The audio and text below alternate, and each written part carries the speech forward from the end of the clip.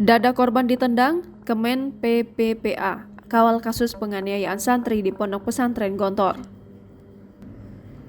Kementerian Pemberdayaan Perempuan dan Perlindungan Anak menyesalkan terjadinya kasus penganiayaan terhadap korban AM, santri berusia 17 tahun, dan 2 orang santri lainnya yang diduga menjadi korban di Pondok Pesantren Gontor, Kabupaten Ponorogo, Jawa Timur. Deputi Bidang Perlindungan Khusus Anak Nahar memastikan pihaknya akan terus memantau perkembangan kasus tersebut. Nahar mengatakan Menteri Pemberdayaan Perempuan dan Perlindungan Anak Bintang Puspayoga memberi perhatian dan mengikuti perkembangan kasus tersebut. Bintang secara khusus meminta agar kasus tersebut ditangani sebaik mungkin sehingga para korban dapat segera didampingi pemulihan secara fisik, psikologis, dan juga proses hukumnya. Nahar menambahkan para penyidik dari Polres Ponorogo telah melaksanakan prarekonstruksi dimulai dari tempat kegiatan Perkaju hingga Rumah Sakit Yasfin Gontor. Penyidik pun masih terus mendalami kasus tersebut. Nahar juga menuturkan 2 orang korban lainnya saat ini telah mendapatkan perawatan secara fisik juga psikologisnya.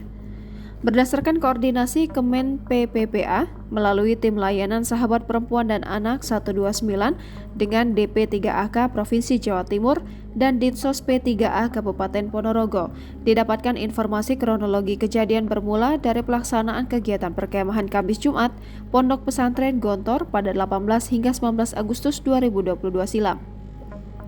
Usai kegiatan tersebut, ketiga korban yang merupakan panitia kegiatan mengembalikan semua peralatan perkemahan kepada terlapor yang merupakan koordinator bagian perlengkapan. Namun setelah diperiksa kembali oleh terlapor, terdapat pasak tenda yang hilang.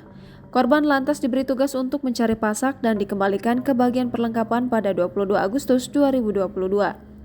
Pagi hari pukul 6.00 waktu Indonesia Barat di tanggal yang telah ditentukan, ketiga korban menghadap terlapor yang menyampaikan bahwa pasak yang hilang tak kunjung ditemukan.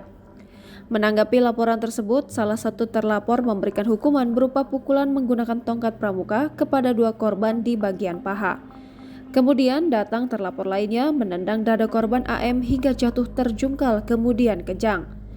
Korban AM segera dilarikan ke Rumah Sakit Yasfin Gontor dan dinyatakan sudah meninggal pada pukul 6.30 waktu Indonesia Barat. Pihak rumah sakit memberikan keterangan antara lain bahwa korban AM mengalami kelelahan usai kegiatan Perkaju. Jangan lupa subscribe, share, komen, dan like ya!